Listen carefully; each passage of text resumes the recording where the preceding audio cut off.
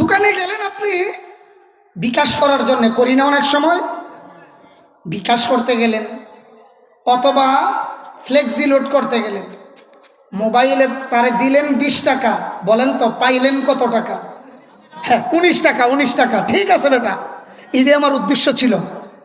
দিলাম 10 টাকা, পাইলাম 9 টাকা, দিলাম 20 টাকা, পাইলাম 19 টাকা, দিলাম 50 টাকা, পাইলাম 49 টাকা, দিলাম 110 টাকা, পাইলাম 109 টাকা। আপনারা জবাব দিয়েন না, খালি মনে রাখবেন হালাল নাকি হারাম। কইলাম জবাব দিয়েন না, হালাল না হারাম যদি এখন জিগাই কোন কিতাবে পাইছেন নাম কইতে পারবেন?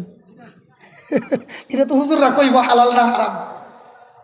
বিকাশ করতে গেলাম দোকানে, ছেলের জন্য পাঠাইলেন 5,000 টাকা, ছেলে ফাইব 5,000, 5,000 ফাইতে হইলে আপনি পাঠাইতে হবে কত? 5,000, 100 টাকা। দিলাম 5,100, ফাইলাম যে 5,000, এটা সুদ হবে কি না, এগুলি প্রশ্ন।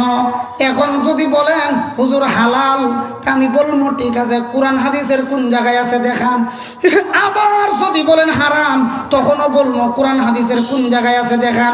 কারণ কোরআন যখন নাজিল হইছিল তখন বিকাশ ছিল, এই জন্যে কোরআনেও পাইতেন না, হাদিসেও পাইতেন না।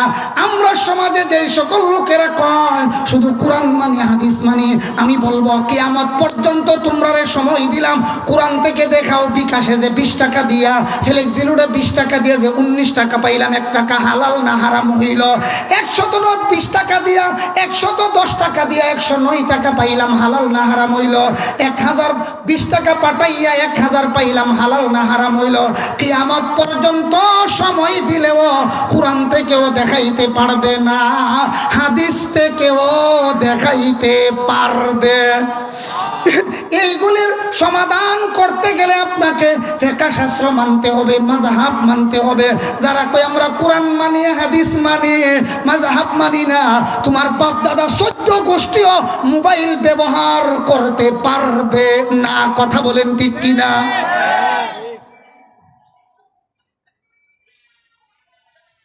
এমন বহু কঠিন কঠিন জিনিস আছে যেগুলি আমাদের সমাজে চলছে। সুযোগ হইলে আমি এগুলি বলবো ইনশাল্লাহ সামনে। তবে সংক্ষেপে বলে ফেলি, ওই যে 10 টাকা দিয়া পাইলাম কত? 120 টাকা দিয়া পাইলাম কত? 50 দিয়া পাইলাম কত? এইটা ওই আমি দিবার সময় আমার মনে ছিল যে আমি যে 50 টাকা দিতেছি, আমার 1 টাকা দিত পারতো না, এটা আমি জানি না বুঝাই দিছি। আর এই বেড়াও জানে যে আমি 49 যদিও দিব, এটা হইলো তার মিনিট পাওয়ার সুবিধার্থে, তার সুবিধার্থে 49, নাইলে 50 দিতে দোকানদার রাজি আছে। বলেন 50 দিতে দোকানদার কি আছে? রাজি আছে।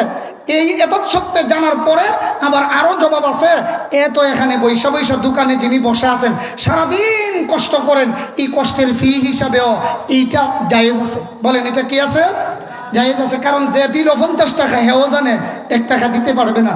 তবে এটা সুস্পষ্ট বইলা নিলে আরো ভালো যে ভাই 1 টাকা তো আপনি পাওনা ছিলেন, কিন্তু আসলে 1 টাকা ভাঙতি থাকে না, আর থাকলেও আমি 1 টাকা দিলাম না, তাইলে এইভাবে অনুমতি সাপেক্ষ হইলে আরো ভালো, অনুমতি সাপেক্ষে হলে আরো ভালো।